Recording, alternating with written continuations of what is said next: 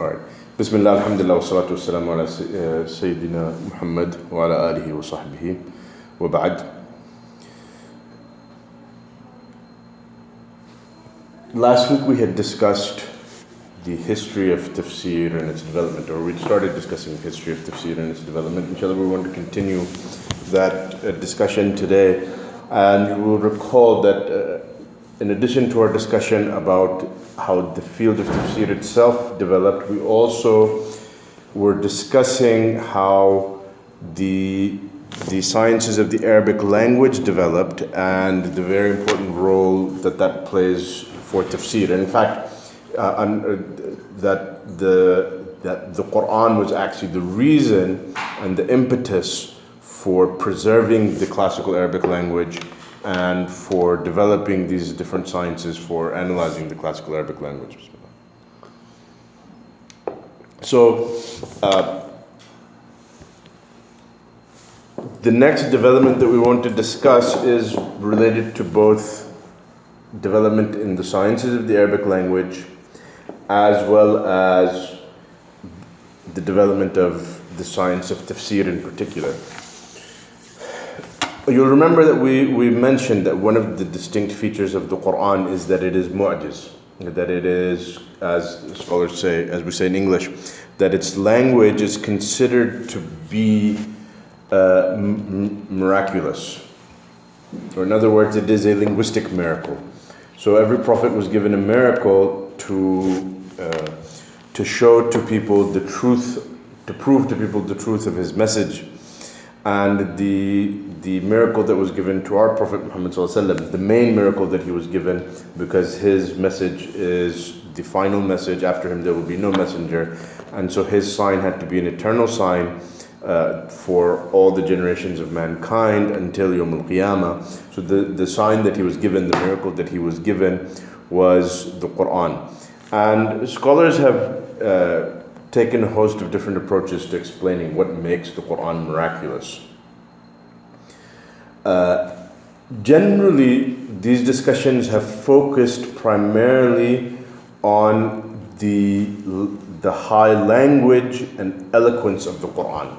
And so this has been seen as the most fundamental aspect of what makes the Quran a miracle. And so this is something that is generally agreed on by all scholars and all experts in the Arabic language, that the Arabic of the Quran, that the language of the Quran is very unique, very deep and very eloquent. But it is difficult to explain what exactly makes the Quran miraculous. If you look at it, it is, composed of the same Arabic letters and the same Arabic words that all of the Arabs use, or all of the Arabs at the time of revelation used. So, what is it that made it a miracle? Is this something that can be proved that it is miraculous? And so, this is a field of study of the Quran that was also developing from a fairly early stage. And it culminates, or I shouldn't say that it culminates, because this is a discussion and a field of study that has carried on really even until our times, with people trying to explain what makes the Quran a miracle, or trying to analyze the miraculous nature of the Quran. Because if the Quran, if the miraculous nature of the Quran is one of the greatest hujjas for the truth of the Prophet Muhammad ﷺ, then it's necessary to explain and to understand what makes it miraculous. But one of the most important developments in the attempt to answer this question, the Quran's language is miraculous, but what makes it miraculous, was an attempt put forward by Al-Imam Abdul Qahir al-Jurjani. And Abdul Qahir al-Jurjani is a Sunni Ash'ari, but those who contributed to attempting to answer this question before him, you'll find some of them are Sunnis and some of them are Mu'tazila. Some of them are from the Mu'tazili sect. But Abdul Qahir al-Jurjani was a Sunni. And so he came after many attempts had been made to explain what makes the Quran miraculous.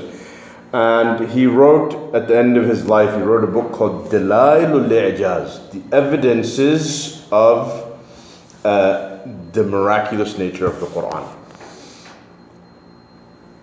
And he says in the introduction to Dalailul I'jaz that basically I have been attempting to arrive at the answer to this question. I've devoted my whole life to this.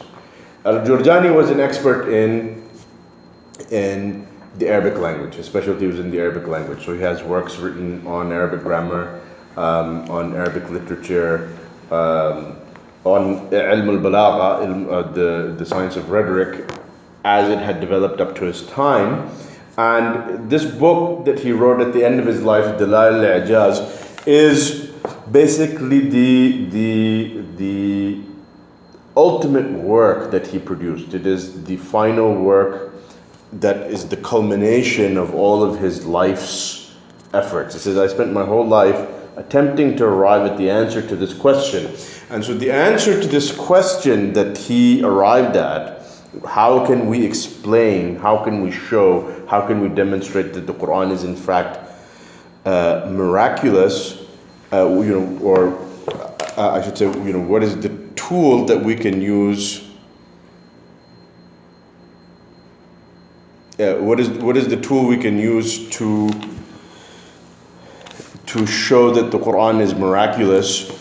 He came up with this book, Dalail al-I'jaz. And in Dalail al-I'jaz, he developed what came to be known as a new science. One of the sub-sciences of Balagha, which is ilm al-ma'ani. And so basically the basic idea of ilm al-ma'ani, obviously this is a big fat book, but to sum it up, the idea of ilm al-ma'ani is that Arabic, because of the unique grammatical structure of the Arabic language, basically the Arabic language allows, anytime you want to express a certain idea or a certain meaning, that there's a host of possible sentence structures that can be used for that one expression. And so,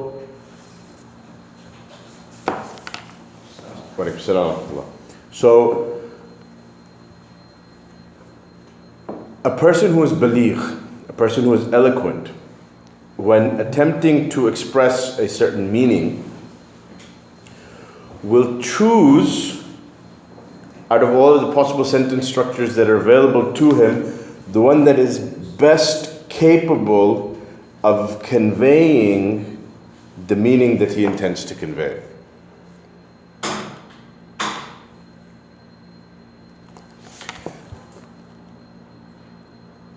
And so, the idea of ilm al-ma'ani, or the idea of his book in Dalail al-I'jaz, is that with this, what comes to be known as ilm al-ma'ani, that the analytical tools that he's developed for analyzing the grammatical structure of the sentences and how those different grammatical structures are used for expressing different meanings, we can show the eloquence of the Quran. And then a person who is familiar with Arabic literature, and the highest of Arabic literature being the Arabic poetry, and particularly the Jahili poetry, because the standard that the Arabs were judging by when the Quran was revealed was comparing it to their poetry. So he says that you can read the poetry and apply these analytical tools to poetry, and then you can read the Quran and apply these same analytical tools that analyze the grammatical structure of the sentences. Because obviously by this time the science of grammar, as we said, was already well developed. In fact, was well developed from the time of Sibawayh, centuries before. Abdul Qahir al-Jurjani being in the 5th century Hijri, the 400s. So we can look at this grammatical structure and analyze how well the particular grammatical structure chosen in any given sentence in the Quran expresses the meaning that is intended in that place. So, as an example, we say Alhamdulillah, Alhamdulillah Rabbil Alameen. In another place in the Quran, Allah says Lillahi Alhamdu Rabbil Alameen. Lillahi Alhamdu Rabbil Alameen. So reversing the order. So the general meaning is the same, that all praise belongs to Allah, Lord of the worlds. But the structure of the sentence has changed. In one place we put the word alhamd first, in the other we have reversed the structure. So what is the purpose of putting alhamd first here in Surah Al-Fatiha and putting lillahi alhamd, putting Allah's mention of Allah first in this other place? And so the idea of ilm al-balagha is that the person who is a baligh, natural native speaker of the Arabic language, from his immense familiarity with the language and its different structures, he intuitively, particularly if he's an eloquent speaker, he will intuitively use the sentence structure that best gives the subtle connotations that support the meaning that he's trying to get across. At a basic level, both of these structures have the same meaning. Both of these sentences have the same meaning. But each one, there's a subtle difference. So one of the fundamental principles that the ulama of balagha have devised, or Abdul Qahir al-Jurjani has highlighted, is that in the Arabic language, the Arabs will, when they want to make something the focus of discussion, and because the sentence structure is quite versatile, there's quite a good bit of liberty to change sentence structure, much more so than there is in, for example, in the English language. So, given that this versatility exists in terms of how you can structured sentences, they say that the eloquent speaker of the Arabic language will put that point first, that he wants to make the focus of the discussion. So when Allah says Alhamdulillahi Rabbil Alameen at the beginning of Surah Al-Fatiha, what is he making the focus of this discussion? Alhamd. So then the question arises, well, why not say Lillahi Alhamdu Rabbil Alameen, as he said in another place? Obviously, what could be more important to focus on than Allah subhanahu wa ta'ala? And this is the very beginning of the Quran. Why not focus on Allah subhanahu wa ta'ala? So then the tools of ilm al-ma'ani, or this qaida of ilm al-ma'ani tells us that alhamd is now here what is the focus of the discussion. And so in attempting to understand the surah, you want to make a determination, why has this been chosen to be the focus of the sentence, of the focus of the discussion? Why alhamd why is alhamd the focus of the discussion here in this place, in this ayah in Surah Al-Fatiha? Because we know, and we've seen this even in the Quran and in another place, it doesn't have to be. And Allah Himself has used Lillahi alhamd. So there must be a reason why this has been made the focus here, and Allah Himself has been made the focus in this other verse. And so it's not important at this moment. Inshallah, this is something we'll discuss when we get to Surah Al-Fatiha. But it's not so important what is the exact answer to that question. But the idea is that this is the idea of what ilm al-ma'ani does. But for example, we can say that Alhamdulillah Rabbil Alameen, all praise is due to Allah, the Lord of the worlds, highlights that He is worthy of all praise. And if He is worthy of all praise, then He is perfect in every fashion. And so the focus here is praising Allah subhanahu wa ta'ala and showing that all praise belongs to Him, to show His perfection. So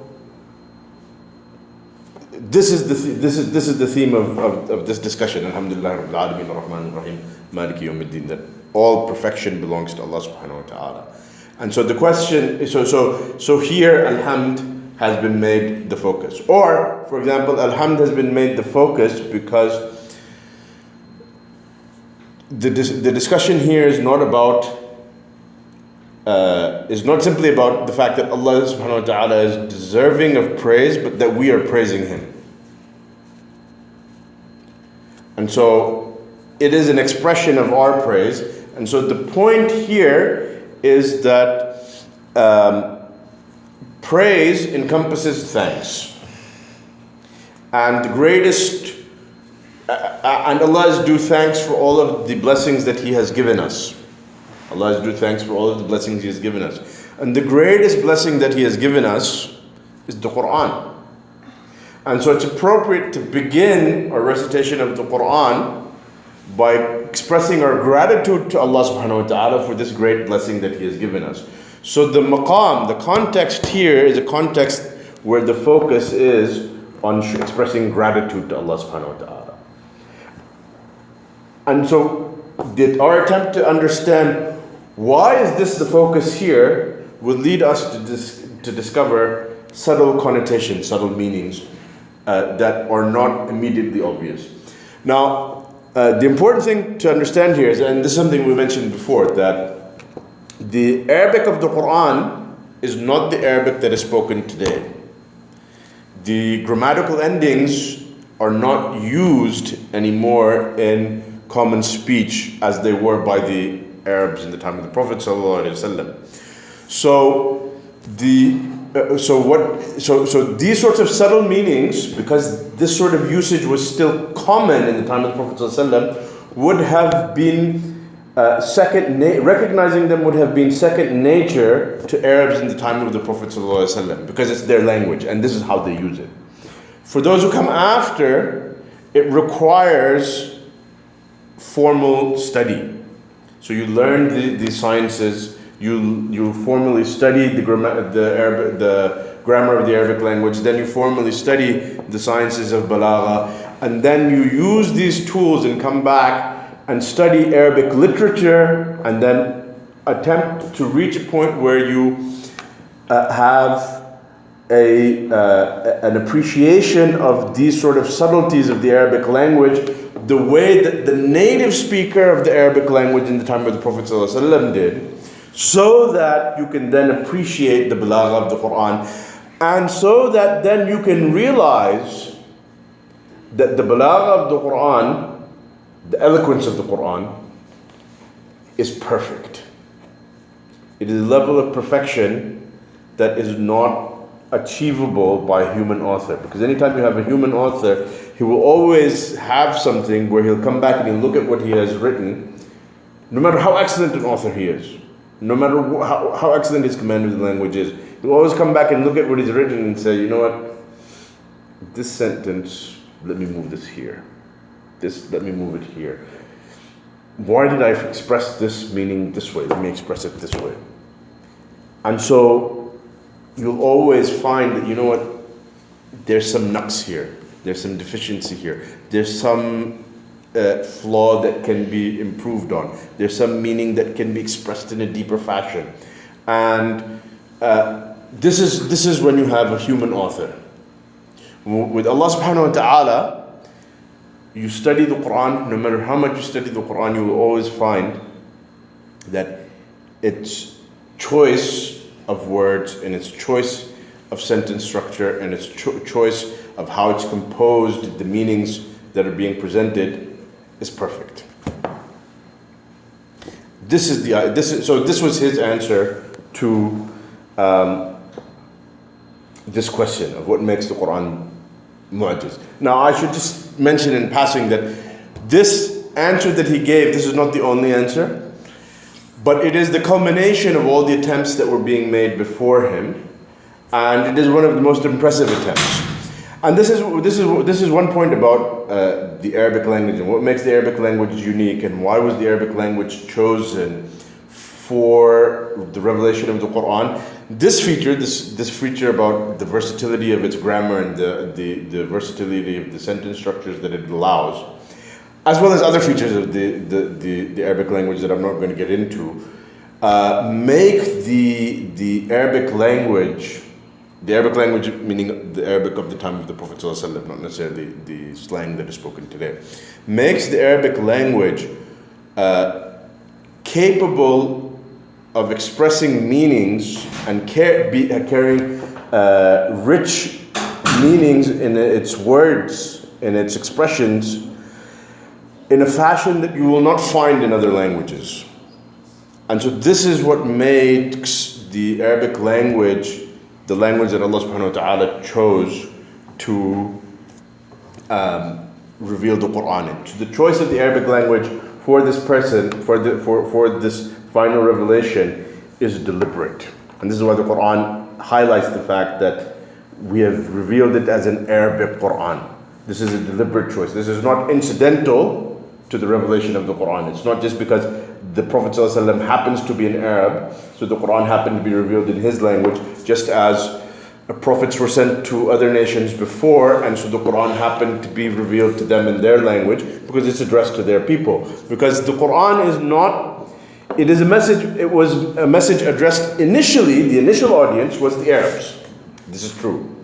But it was chosen to be the final revelation that would be revelation for all of mankind and to serve as a miracle and a sign to all generations of mankind until Yawm al-Qiyamah, which was not the case for any book before it. And so the Arabic language at that moment in history and the level that it had reached at that moment in history at which it was revealed, and the Arabs as a people at that moment in their history were chosen for this revelation due to great wisdom from Allah subhanahu wa ta'ala, that he saw that this language is the most fit for this revelation. And that these people, who then became the Sahaba, the companions of the Prophet Muhammad sallallahu alaihi wasallam, the best generation of all of mankind. This is a very important point. Best generation of all of mankind. Allah chose them knowing that they have certain qualities that qualify them for that. And He chose this language at this moment in its historical development because He knew that this was the best language for this purpose, and that these people were the best people, the most capable of carrying and fulfilling this mission. So this is a very important point, highlighting the importance of the Arabic nature of the Quran. Now, what does this have to do with tafsir? Lovely exploration of ijaz of Quran and what makes the Quran miraculous. Imam al-Jurjani's book is a wonderful book. He also has another book that's also very important called Asrar al-Balagha, which forms the foundation of the other major subscience of Ilm al-Balagha, which is known as Ilm al-Bayan. Ilm al-Bayan, basically, just to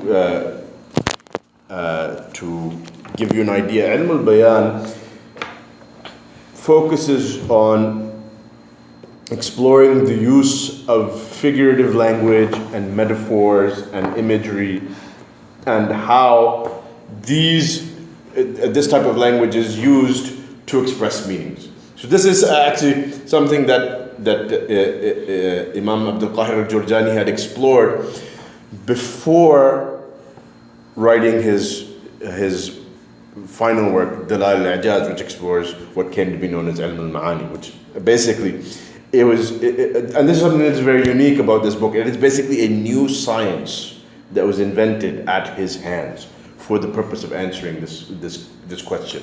But what does this have to do with tafsir? Well, what it has to do with tafsir is that the next important development in the history of the science of tafsir is Al-Kashaf by Imam al-Zamakhshari,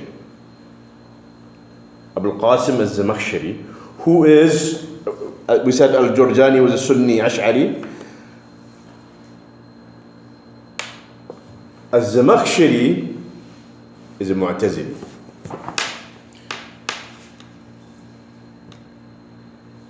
So, al-Zamakhshari and al-Kashaf, Imam al-Zamakhshari and al-Kashaf, he sort of, you could say, shifts the focus. He shifts the focus of tafsir, or he adds a new element to tafsir that is not really a focus of tafsir before him. And we can really say that when we look at the history of tafsir, there are certain important developments. We discussed some of them in our last lecture, but one of those important developments is this book, Al-Kashaf, this Tafsir of the Quran by Imam al-Zamakhshari. So basically, we're now entering a new era of tafsir, which is we basically there's tafsir before al-Zamakhshari and tafsir after Zamakhshari. So this is one of the very important developments in tafsir, that al-Zamakhshari takes ilm al-bayan and ilm al-ma'ani. Remember we said ilm al-ma'ani is basically Abdul Qahir al-Jurjani's Dalal al-I'jaz. And ilm al-bayan is basically Abdul Qahir al-Jurjani's Asrar al-Balagh. So in these two works, he's laid out these sciences as theory. And one thing that's interesting is that even though he says that the entire purpose of my book, Dalal al-I'jaz, is to explain what makes the Quran miraculous, when he actually explains what are his analytical tools that he's devised, he actually only has a handful of examples from the Quran. Most of the examples that he uses to illustrate these principles that he's devising for analyzing the grammatical structure of sentences, most of the examples that he actually analyzes are actually examples from Arabic poetry.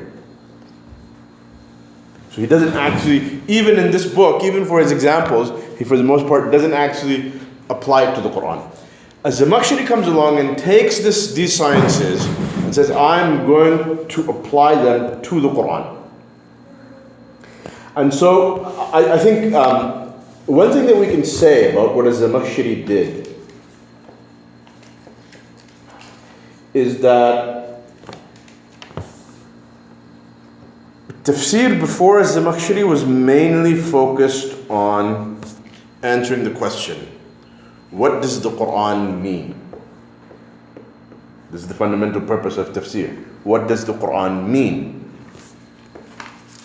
So Zamakhshari is not eliminating this element of tafsir, because obviously that is, if you don't have that, then you don't have anything. If you don't know what the Quran means, then it's just words, or even not even words. If you don't know the Arabic language, it's just sounds. So he adds to this, what does the Quran mean? Another question, which is, so Mufassirin before him are answering, what does the Quran mean? He touches on what does the Quran mean, but then he adds to it, how has the Quran expressed those meanings? And that analysis of how the Quran has expressed its meanings adds another layer, because in the process of discovering how is the Quran chosen to express its meanings, we also discover additional layers of meaning. Secondary and tertiary layers of meaning that build on the initial fundamental meaning. So for example, Alhamdulillahi Rabbil Alameen means all praise is due to Allah, Lord of the worlds. Well, why did he express it this way? Why did he use this sentence structure? Why did he use this expression instead of this expression?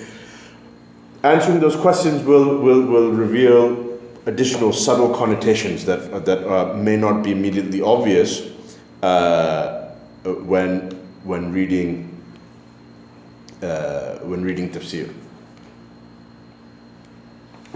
or when reading the Quran.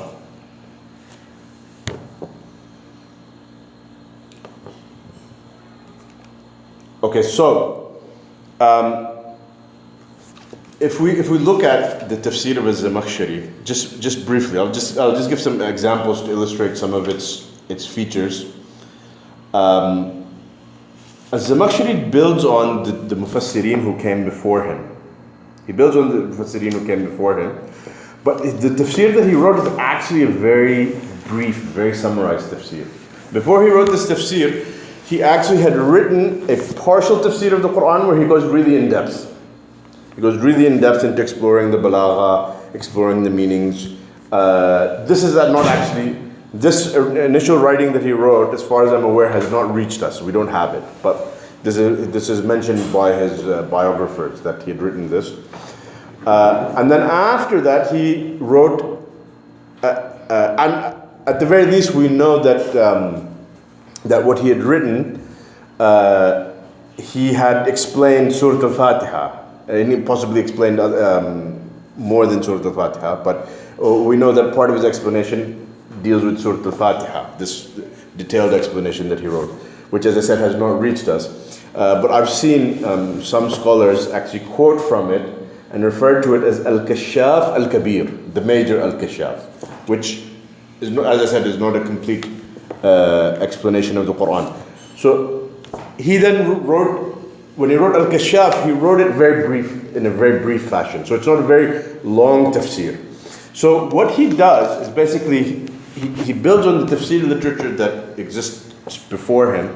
And we also mentioned that there was this literature that was written by linguists. So linguists who were writing linguistic commentaries on the Quran, grammatical analysis of the Quran. He has all of this in front of him.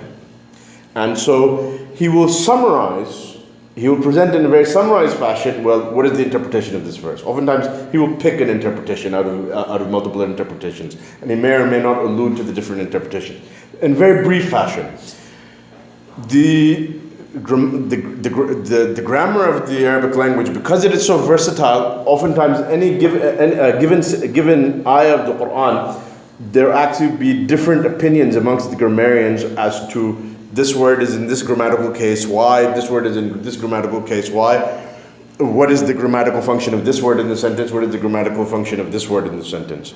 So what he will do is he doesn't actually go deep into those differences of opinion and examining each opinion and explaining which one he prefers and why he prefers it. He will usually pick one. He goes ahead and picks the one that he thinks is best, and then based on that offers some reflections on the balagha, the eloquence, the rhetorical analysis of the meaning of these verses. So it's actually a very brief tafsir, and this then leads to an entire literature after him devoted to exploring these things in more depth. So people actually start writing commentaries on his commentary, because his commentary, because it's a short text, became a teaching text. And so it became, and this is something that's very interesting, that even though he's a Mu'tazili, he belongs to a different theological school from Ahl Sunnah, this very quickly, after he writes it, becomes throughout much of the Muslim world the chosen work for studying and teaching tafsir. So Sunni scholars everywhere, in spite of the theological differences that they have with the Zamakhshari, and basically the difference between the Mu'tazila and Ahl Sunnah, or over a host of different issues. As an example, they differ in terms of how do they understand qadr, Allah's predestination, and what does it mean, and what have you. And there are other issues as well. But these theological differences exist. In spite of these theological differences, and in spite of the fact that the discussion about these theological differences is oftentimes quite sensitive, or at least scholars are very sensitive to it. In spite of this, because of the excellence of the tafsir that he had written, it was largely embraced for teaching purposes in Sunni institutions. And so from that time on, it becomes the major work that is written. Later on, we have other works will eventually supplant it, but they're works based on it. And so really what we have from his time onwards is that tafsir, and particularly the teaching of tafsir and the study of tafsir and how tafsir is taught, tends to revolve around either a Zamakhshari in its commentaries, or other tafsirs such as, for example, Tafsir al-Baydawi. The Tafsir al-Baydawi is basically a Sunni adaptation of his tafsir that is also drawing on other sources, but is very much based on al-Zamakhshari. And it's also an excellent tafsir.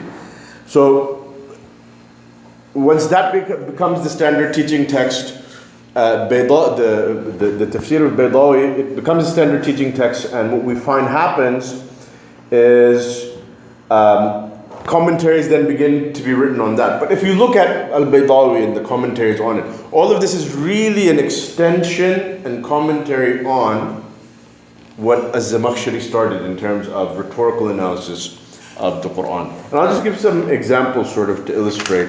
We already talked about ilm al-ma'ani and the example of alhamdulillah rabbil alameen, lillah alhamd. That's an example to illustrate. Another thing that you will find that Zamakhshari oftentimes does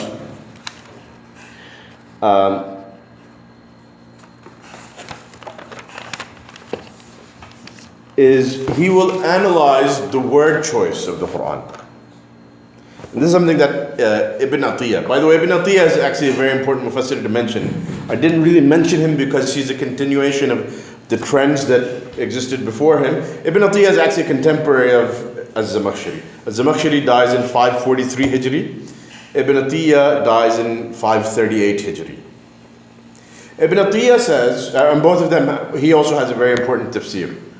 But it's a culmination of the trends that existed before him. Very deep, very sharp analysis of the meanings of the Quran and the different opinions that have been offered and the reasoning and the arguments behind each opinion. Very sharp, very deep, very insightful. One of the most important tafsirs ever written.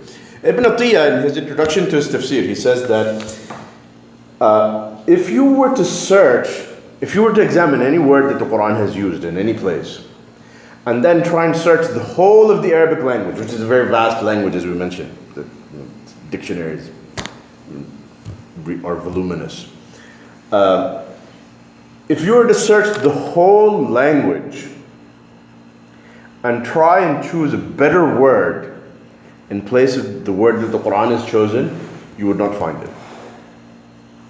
So this is he mentioned this as basically his attempt to answer what makes the Quran miraculous. Coming back to that same question. He said that if you were to examine the whole of the Quran, the whole of the Arabic language, any word in front of you, if you were to examine what makes the Quran miraculous, you would find that every word that it is chosen, you could search the whole Arabic language and not find a better word to take its place. So, in tafsirs before Az-Zamakhshari, including even Ibn Atiyah, who was actually contemporary to Az-Zamakhshari, sometimes you will find comments on the choice of words in the Quran. But this then becomes a more prominent feature with Az-Zamakhshari. It becomes a more prominent feature with Az-Zamakhshari. So I'll just give an example to illustrate this point. In Surah Al-Baqarah, by the way, about the ijaz of the Quran. Usually, anytime as an author, when you write a book, you at the beginning in your introduction will mention that I've done my best, and if you find any mistakes, let me know, and don't just look at the mistakes because no one is perfect. You will mention these sorts of things. The Quran begins saying, ذَلِكَ الْكِتَابُ لَا رَيْبَ فِيهِ. This is the book after which there can be no better book. لَا رَيْبَ فِيهِ. There can be no doubt about it. Meaning there can be no doubt. It claims that it is from Allah, there can be no doubt about it. Right? In fact, it actually literally says, there is no doubt about it. Now obviously there is doubt about it. There are people who doubt it. But the Quran is saying, their doubt is worthless. Because it's not based on any real reason other than that they don't want to believe it. So this is immediately the Quran, straight out of the gate, it tells you, this book, you've never read anything like it. This is the best book that has ever been seen by mankind. So basically from straight out of the gate, the Quran is challenging the reader that this is the best book, the most perfect book there has ever been. And so this it ties into what we're talking about here now, about the ijaz of the Quran. But in any case, as an example of analysis of the Quran's usage, of the Quran's word choice, we find, for example, in Surah Al-Baqarah, around 20 verses in, I think it's maybe verse 21 of Surah Al-Baqarah, Allah says, 21, 22, something like that, 22. فَلَا تَجْعَلُوا لِلَّهِ, addressing the disbelievers and mushrikeen, addressing those who make partners with Allah, who are guilty of shirk. Allah says, فَلَا تَجْعَلُوا لِلَّهِ أَنْدَادًا وَأَنْتُمْ تَعْلَمُونَ. Do not set up partners with Allah, وَأَنْتُمْ تَعْلَمُونَ, while you know all of this that has been mentioned before, that He has created the heavens and the earth, etc. You know that He is the one who created all of these things. How can He have a partner? Do not set up, it says, فَلَا تَجْعَلُوا لِلَّهِ أَنْدَادًا. It doesn't say فَلَا تَجْعَلُوا مَعَ اللَّهِ آلِهَةً. It doesn't say, although this expression or similar to it has been used in the Quran, don't take gods with Allah. It doesn't say don't take partners with Allah. It says don't make rivals to Allah. Don't make rivals to Allah. Az-Zamakhshari makes a very interesting observation about this verse. And this is one thing that it really brings out, the quality of his tafsir. But again, if you're reading his tafsir, the uninitiated reader will read his tafsir, and he makes all sorts of subtle observations, but he does it in such a brief fashion that if you blink, you'll miss it. So you have to be a very attentive reader when reading his tafsir. So, for example, typically, the word andad is the plural of nid. I'll type it here in the box. Andad, nid. It's the plural of nid. A lot of Mufassirin before Az-Zamakhshari, when they define nid, they say that the meaning of nid is mathil, someone equal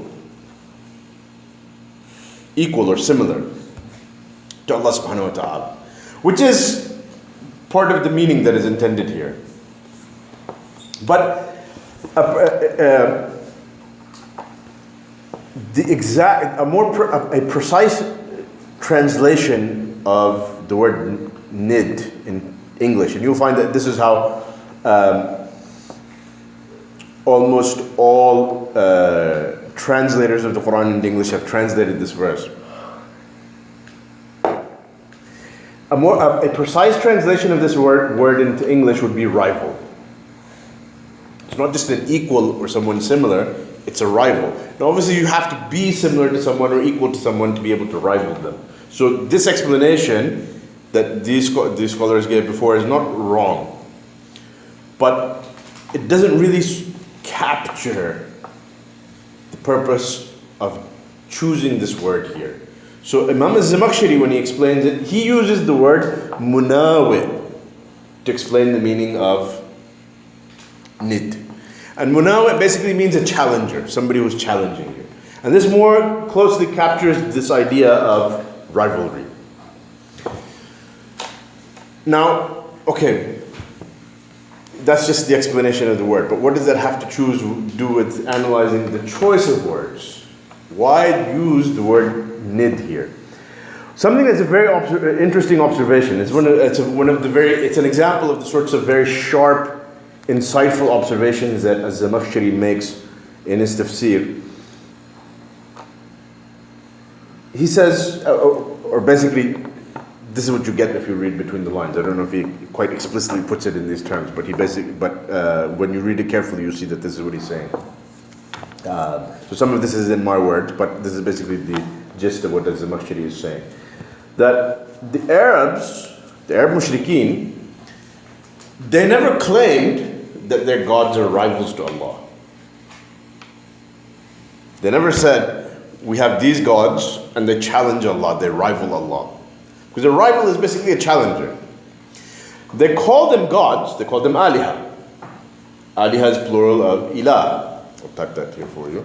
Aliha, ilah. They call them shuraka. Shuraka is plural of sharik. So, shuraka or sharik means partner. So they called them deities, gods. They called them partners. They did not call them rivals. Allah has chosen to call them rivals here. Why has Allah chosen to call them rivals? The mushrikeen could very well respond, Ya Muhammad, you were claiming that we are setting up, that you're asking us, you're telling us don't make rivals with Allah, don't set up rivals with Allah. We haven't set up any rivals with Allah, we set up partners. Partner is not a rival. Partners work together. Rivals work against one another. Because that was what their conception was, that they're partners. That's what sharik means. Even if you have a business partner, it's called a sharik. And in fact, a business partnership in Arabic is called sharika. And in modern Arabic, that same word is now used for companies. So when you set up a company, it's called a sharika.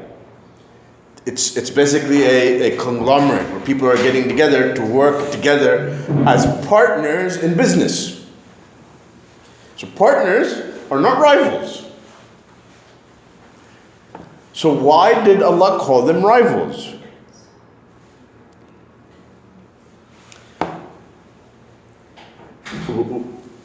The verses just before it, when Allah subhanahu wa ta'ala explains that Allah has created the heavens and He's created the earth and He is the one who's providing for you. What He's saying is that these things that He has done, which you acknowledge, show that His control of everything is complete. There's no room for partners. There's no room for anyone having a share in any sort of authority in heavens or in the earth, or in provision, in sustenance, in anything. There's nothing that escapes Allah's power and His authority. There's nothing that can happen in His kingdom except if He wills it. So when you claim that He is a partner and that these partners complete one another and they're also doing some of the jobs of a god, and so this one is the god of this thing and this one is the god of this thing, what you are claiming, it's as if you're saying, we have set up these rivals who are going to try and snatch away part of what belongs to Allah subhanahu wa ta'ala from Him, because He has no partners. It belongs to Him alone. The ownership of the heavens and the earth and authority of the heavens and the earth belongs to Him alone. So if anyone tries and takes it, he is trying to steal it from Allah subhanahu wa ta'ala. So but your claim, because Allah's oneness is so clear in all of these respects, your claim that He has a partner is essentially an attempt to steal away from Him a part of His ownership, a part of His authority, and give it to someone it doesn't belong to.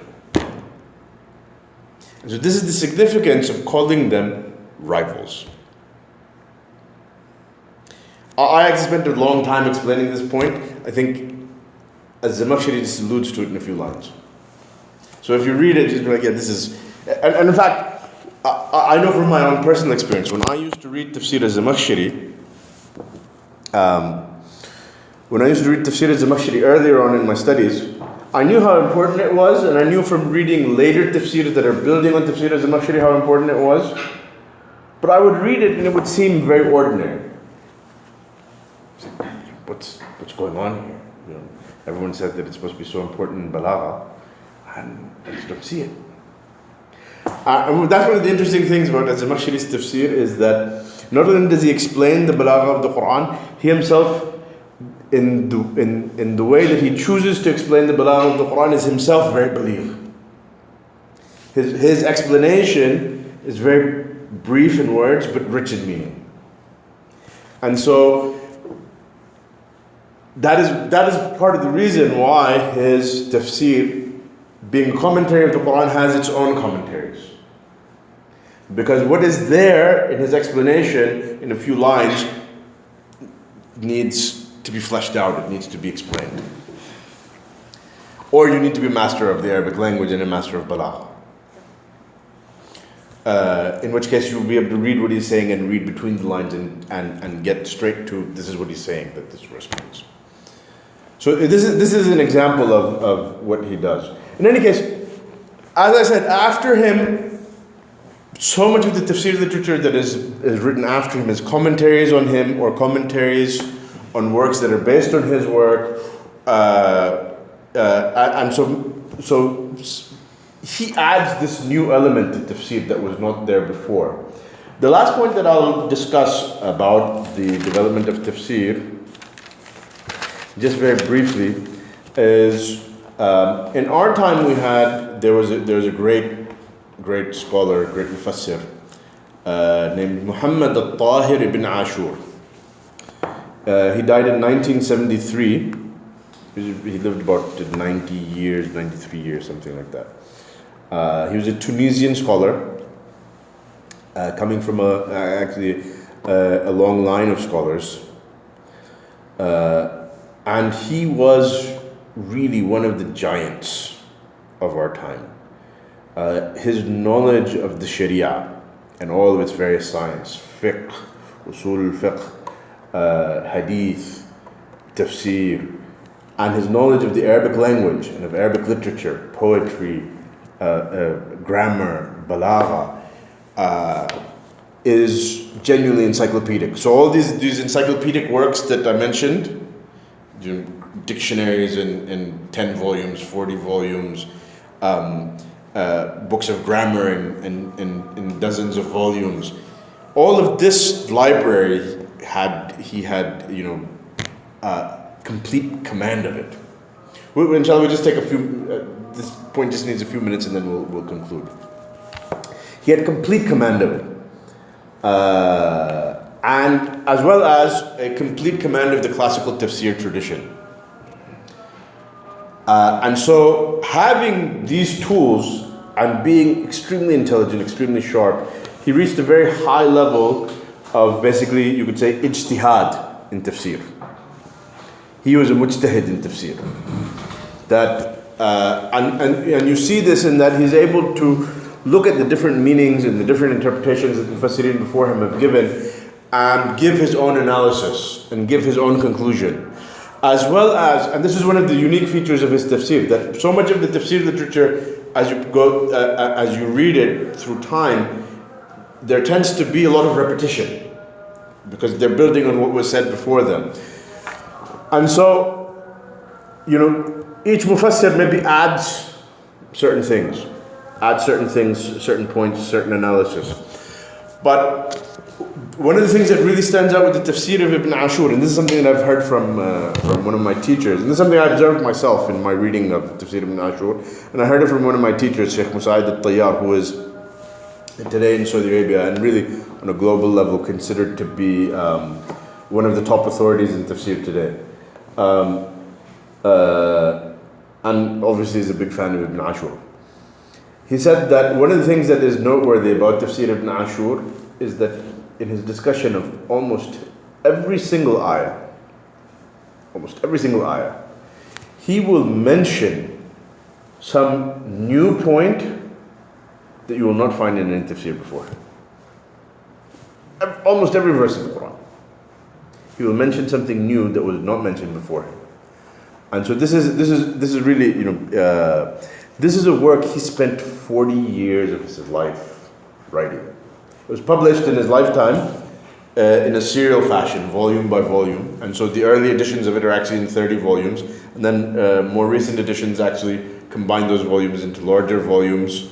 So it's in, I think, about 12 volumes. But the edition that I have is actually based on the earlier editions that have each juz as a separate volume. They're small volumes, but it's a big work. It's a 30-volume work. So he spent 40 years to write 30 volumes of tafsir.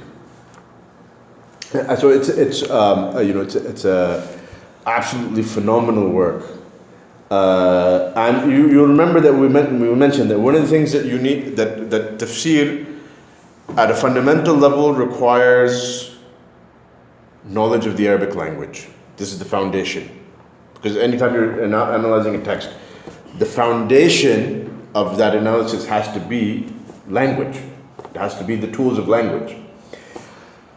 But then the Quran has certain unique features that require you also to have knowledge of other areas that then supplement that linguistic analysis. And so his encyclopedic knowledge of the sciences of the Sharia allowed him to engage in these different types of analysis at a very high level. And this is why he has so much to add to the Quran. And this is a confirmation of something that Ali radiallahu anhu himself said in describing the Quran 1400 years ago. لا يشبع منه العلماء. The ulama will never get their fill of the Quran, meaning there will always be new meanings to discover. ولا يخلق عن كثرة الرد. And it never grows old. It never wears out, no matter how much you repeat it. It's not like any other book. You read any other book, a few times, and it's like, okay, it's enough. Might be a lovely book, but I've read, Hamlet 4 or 5 times. That's enough. There's other works in the world. I'll go and read them.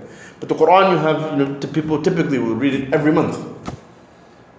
The Sahaba, many of the Sahaba, amongst them Uthman radiallahu anhu and others, and this is something the Prophet ﷺ had encouraged, used to finish the Quran, the entire Quran, once a week. From Jum'ah to Jum'ah. Read it once a week. So imagine if a person is doing this this is about 52 times a year.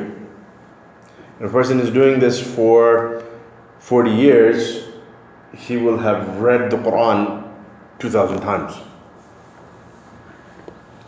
And every time he reads it, no matter how many times he's read it, it's still fresh. This in and of itself is one of the signs of the ijaz of the Quran. But the point I want to make here is that don't be surprised when someone like Ibn Ashur, who died in 1973, we're talking about literally in our lifetime, he was basically died just a few years before I was born, is still able to contribute, make an original contribution, and at such an amazingly high level to the science of tafsir. So, this idea that some people have that, obviously this shows that, tafsir that the Quran, when it's engaged by scholars, is not like the Quran when it's engaged by other people. There's no doubt about that. But at the same time, the Quran is so rich, and Allah subhanahu wa ta'ala has revealed it as guidance for us. He's revealed it for guidance of all of mankind. And every time you read it, it's still fresh. It doesn't feel like, oh, I've read this before. I know it's coming. There's no point now. You will read a verse, and even though you may have read it many times before, have an epiphany that it's as if I'm reading this verse for the first time. It's as if it's speaking to me. This is an element of I would say, ijaz of the Quran that any reader can appreciate. That so often you will read the Quran and find a verse and you will feel it's as if Allah revealed this verse speaking to me. So there's always wonders in the Quran to be discovered. This idea that some people have that just read the Arabic, just do tilawah, and don't try and understand the Quran because you'll go astray. This idea, particularly, it exists in the subcontinent. It's a sort of, I don't even know how to describe it. It's some sort of brain cancer that people have. Allah says that I revealed this book as guidance for mankind, and you are telling people that that if you try and read the Quran, you'll go astray. Apparently, it's as if this person wants to say that Allah revealed it to guide us, but he didn't do a very good job, because if you read it, you'll go astray. وَلِيَعْذُ بِاللَّهِ. Which inshallah, we'll close with that point. Next week, inshallah, what I want to discuss, and this will be our last discussion before actually jumping into trying to look at the tafsir of the Quran, is now we have an idea of where we stand and everything, that all the efforts that have come before us in explaining the Quran and making the Quran accessible. And what I've given you is just scratching the surface, really. But I wanted to give you just a sort of an idea of the outline or the timeline. Next week, what I want to discuss is you and I, as average Muslims, and people who maybe don't even know the Arabic language and are entirely dependent on translations and tafsirs and lectures to understand the meanings of the Quran. What should our relationship be with the Quran? What should our relationship be with tafsir? How do I or you, as just an average Joe Muslim, how do you benefit from the Quran? Or how do you interact with the Quran? Inshallah, this is what we'll talk about next week, and that will be, I think, a good lead-in to actually starting to look at the tafsir of the Quran. The last point I'll make, this is a point in my notes, but I neglected to make it, about Ibn Ashur, rahimahullah ta'ala. Ibn Ashur is, in my opinion, the greatest scholar of our time. And he has other works that he's written. This is obviously his largest work. I mean, it's in 30 volumes and he spent 40 years writing it. He did live to be 90 years old, but even then, at the end of the day,